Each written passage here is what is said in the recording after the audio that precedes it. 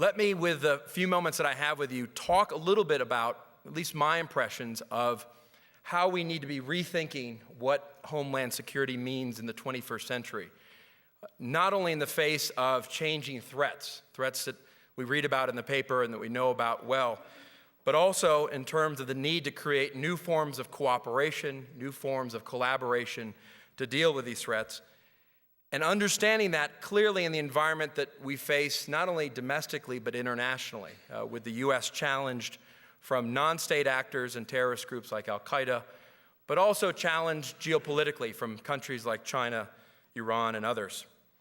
So what I'd like to do is frame for you, at least from my perspective, how we should be thinking about Homeland Security in the 21st century. And some of this will reflect lessons that I've learned from the Israelis and others when I was both at the Treasury Department and at the White House. We worked very closely together, for example, on trying to undercut the legitimacy of Hamas, stop financing to Hamas, see its designation by the European Union as a terrorist organization, as well as to work on stopping the flows and proliferation of weapons of mass destruction around the world. And so I'm quite proud of the work we did together and proud of the work that is yet to come, I think. But let me start by mapping out how I see this new threat environment, which I think is important to understand if we are to respond appropriately to the homeland and national security threats of the 21st century. And I'd like to think of this in ways that I think are appropriate, especially for those who are part of the first responder community here and the local law enforcement, and certainly from our Israeli delegation standpoint. And that is that the local is global and the global is local. That is to say, the 21st century is really becoming a borderless world in many ways, where the threats that we see abroad are threats that can materialize in ways at home that we before would never have imagined. We're in an age of globalization where the world is interconnected in ways that we've never seen before, the age of the internet where information flows seamlessly across borders, an age where the movement of goods and people and ideas grows more and more seamless over time. It's also an environment in which the U.S. is not only seen as the leader in this world, this globalization, but the U.S. in many ways is heavily reliant on it in the sense of relying on international supply chains, energy resources, finances, and of course we know the digital infrastructure, the internet, that the United States is heavily reliant on. This is a world in which rapid innovation is happening every second, where the developing world is taking evolutionary leaps forward. For example, 3/4 of the 4 billion cell phone users in the world now reside in the developing world. Of the new users of the internet, 226 million last year, 72% come from the developing world. A favorite image of mine that I've seen over and over described is of the Maasai warrior, the traditional warrior in Kenya, with the traditional garb, with the spear in one hand and the cell phone in the other, tracking the tour buses and also then the transfers of money via cell phone. That, in many ways, is the 21st century, where the local is global and the global is local. And this is a fluid, borderless environment, all to the good in many ways, commercially, technologically, in terms of information flow. But it also presents new risks in terms of the threats that emerge in that environment. And I think in some ways it's seen best in terms of the terrorist threat that we see coming to us from Al-Qaeda. And let me describe to you how I see that threat evolving. I sometimes call this the Al-Qaeda Hydra, or the multiple heads to this beast, because in some ways I think we're facing a more complicated threat from Al-Qaeda and related groups than ever before. I just hosted at CSIS in Washington, D.C., the director of the National Counterterrorism Center, a very good friend of mine, Mike Leiter, with whom I've worked for many years. And he said publicly that this is the most intense and complicated period of threats that the United States government has faced since 9/11. And it's in part because of this Hydra. You still have the Al-Qaeda core. This is the bin Ladens, the Zawahiris, the traditional Al-Qaeda that we've thought about that perpetrated 9/11, still in existence, weakened, less able to operate globally, but still there. They are behind, for example, the threat to Europe that we've all heard about. We heard about the threat advisories for travel to Europe. That is a threat directly coming out of Pakistan from the Al-Qaeda core.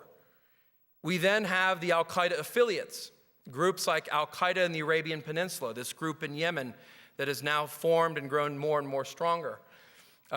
They are behind the Abdul Muttalib failed December 25th attack. They were behind the recent package plots. And in many ways, these regional groups that are like-minded and affiliated with Al-Qaeda are growing minds of their own, trying to attack the United States and the West in any way they can.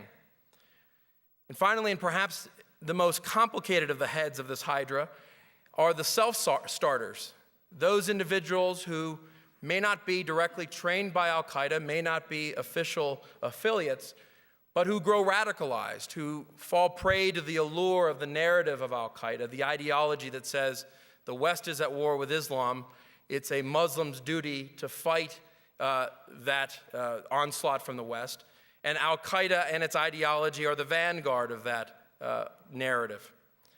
And so there are individuals, and unfortunately now we're seeing more and more Americans falling prey to the ideology. And so these are self-starters, individuals who form part of a growing threat. And it's in this environment where you have a blending of the groups, blending of motivations, an autonomy growing with these groups, for example, out of Yemen or Somalia or North Africa, and where these groups are growing more savvy in terms of their strategic approach. In some ways, trying to bleed the United States of blood and treasure. In some ways, trying to bait the United States into acting where we would not otherwise want to act. And subscribing to a new strategy that we've seen, for example, coming out of Yemen, directed, I think, by the American Yemeni cleric Anwar al-Awlaki, where they are satisfied with terrorizing through disruption versus plain destruction. Whereas Al-Qaeda's model for many years had been achieve the maximum destructive impact, now you have groups trying to simply disrupt and terrorize our commercial activity, our day-to-day activity. And again, you add to that the homegrown threats that we've seen, most recently in Portland, saw the case in Maryland, the DC Metro plot disrupted in our nation's capital, in Dallas, in Springfield, Illinois, we can go on. Unfortunately, it's a much more blended, diverse, and complicated threat. But this new environment obviously offers challenges, but I think it offers opportunities as well. And it requires new thinking as to how we think about and how we achieve security, both as a community and as a nation. We have traditionally thought of Homeland Security as prevention, response, resilience. We have built, especially since 9/11, I think quite well, a Homeland Security model that attempts to keep dangerous people and goods from our borders, with, in the first instance, pushing our borders out, trying to build systems, cooperative relationships, external technologies, for example, screening technologies, that literally push our borders out before individuals or goods hit our borders. We've also, much like the Israelis, built layers of defense, understanding that no single layer can be foolproof. And so whether it's better information gathering, better screening, better security at the ports, better internal security, there are layers that are built into that homeland system. But all of this is built and predicated on the notion of the enemy coming from the outside. And in some ways, we're faced with a critical threat here in a borderless world where the threat not only comes from the outside, but from perhaps within. And where the movements, whether they be terrorism or otherwise, are fluid, and our interests are global. And so in that context, we need to think about what security means. In the first instance, I think this means needing to form new alliances and collaboration. Internationally, without a doubt, and I think our bilateral relationships with the Israelis is a very good example of how to do it on a state-to-state basis. But I think it's more than that. I think it's creating coalitions of like-minded countries coming together to solve some of the problems that vex the entire world, whether it's proliferation or pandemics. That involves sharing information, building best practices, exercising how we respond to events, sharing burdens of how we actually build those layers of defense for all of us. Again, we've seen this around the world in numerous places, not just in U.S.-Israeli relations, but also in places like Southeast Asia, where the cooperative relations between Australia, Singapore, Indonesia, Malaysia, and the United States and the Philippines has actually increased the counterterrorism defenses of the region. Many people back in 2001 would have said Southeast Asia is the second front in the war on terror. If you're going to see an expansion of the war from South Asia, from Pakistan, from Afghanistan, it will be Southeast Asia. It's now almost off the map, so to speak, from a security perspective, in part because you've had important collaboration and work by the countries most interested. There are other examples. For example, you have Mexico and Colombia now working and collaborating on the drug cartel problem that so vexes our Mexican neighbors to the south. In addition, I think collaboration has to put state and local authorities at the center, not the periphery, but at the center of official response. And so it's the work of officials who are sitting amongst us that actually has to be viewed as the centerpiece of our homeland security and not just as an ancillary part of what the federal government may decide to fund year in, year out. Denver is a good example of this. NYPD, where I just was with Commissioner Kelly a few days ago, a phenomenal example of this. And this is also, and again, a credit to what's happening here today, not just state and local governments working with the U.S. federal government, but working with other state and local municipalities, working with other experts around the world. I know, for example, the NYPD has worked very closely with the Spaniards, for example, to look to see how they have dealt with the response to the Madrid bombings in 2005. And then finally, that collaboration actually has to center on a new sense of social responsibility. And I love what the CEL stands for, the Center for Empowered Living and Learning. I mean, it's really about putting citizenry in the center of our sense of security, putting social responsibility in the hands of community leaders, community groups, and citizens. And it's not a matter of people being scared. In fact, the terrorists win if we're collectively scared. But it's about being aware. It's not about all of us being security obsessed. I remember President Bush often telling me, it's our job to worry about the worst nightmare scenario so that our fellow citizens don't have to. But it's about individuals and communities feeling empowered. And importantly, I think it's about using and leveraging the strength of the private sector. Individuals, for example, to prevent terrorist attacks, where the Department of Homeland Security has said that almost 1/3 of terrorist plots disrupted over the last decade have been the result of citizen tips and information. From communities, where, for example, Muslim American communities have now come out with reports suggesting that the vast majority of tips about problematic individuals in Muslim American communities has come from the communities themselves. From companies and organizations, where, for example, in the wake of Katrina, it was clear that some of the best capacities to respond to the worst areas affected came from the Walmarts of the world, those who knew how to distribute goods, who had infrastructure, and who understood their communities. There's been good progress on some of this. There are organizations, not just the Urban Area Security Initiative, but also organizations and initiatives like CTPAT that tries to incorporate companies into the Homeland Security paradigm.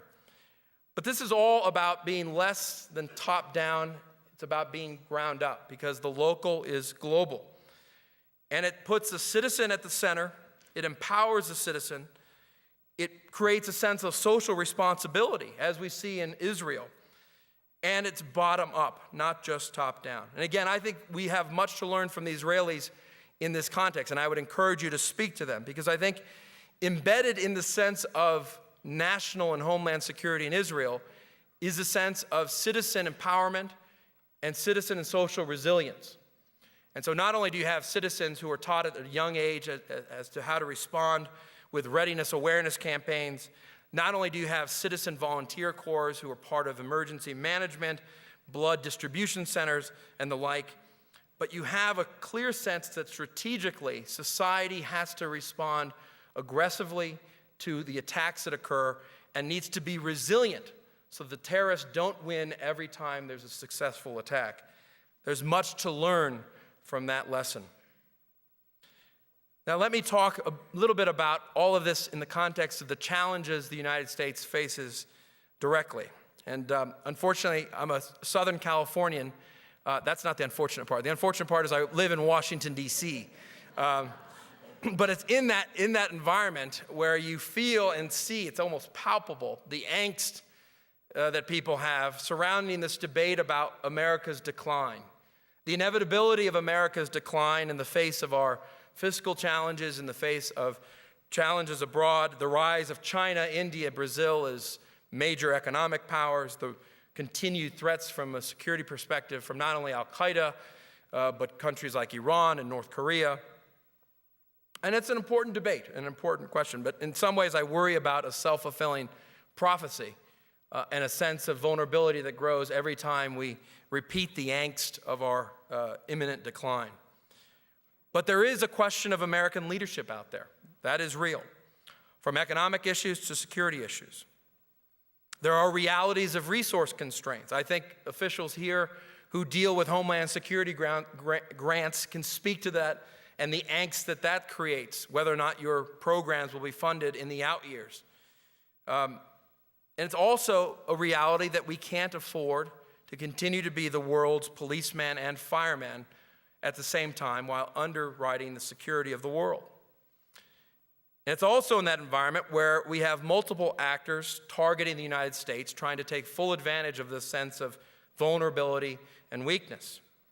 We have not only terrorist groups, but what I call alliances of rogue actors.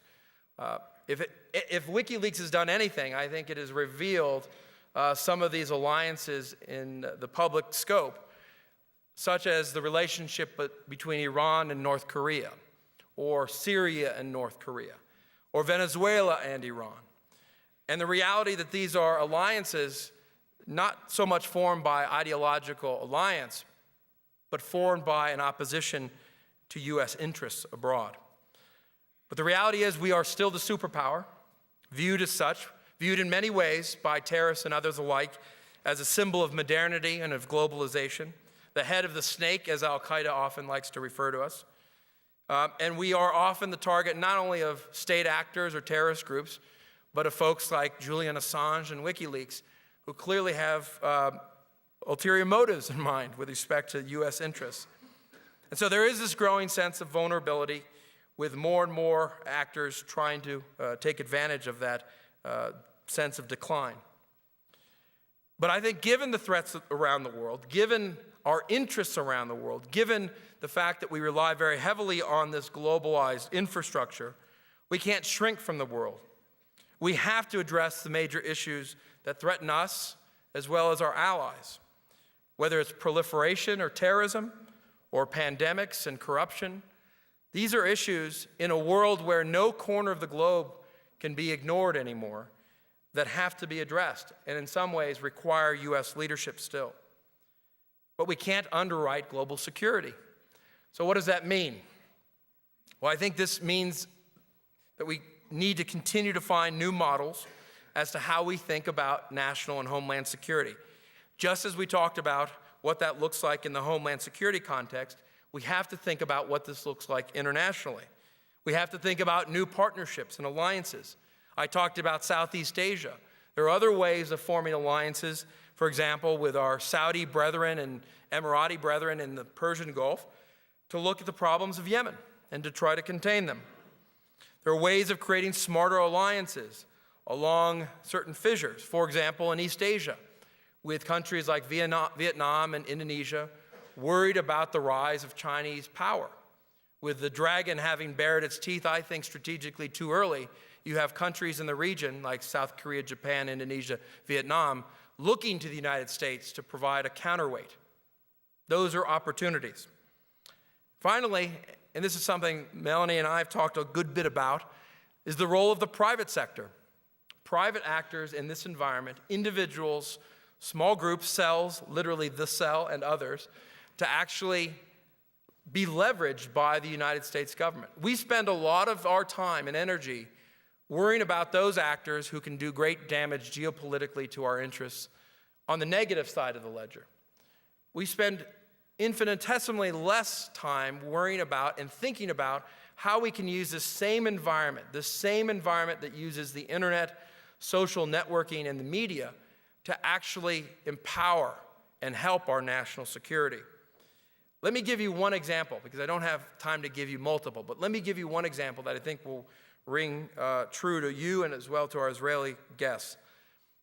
When we thought about, both at the Treasury and when I was at the White House, how we could isolate rogue actors from the international financial system, we thought not about just classic state-based sanctions, the sanctions that we all learned about, the ones that were imposed ineffectively on South Africa or Iraq or other countries.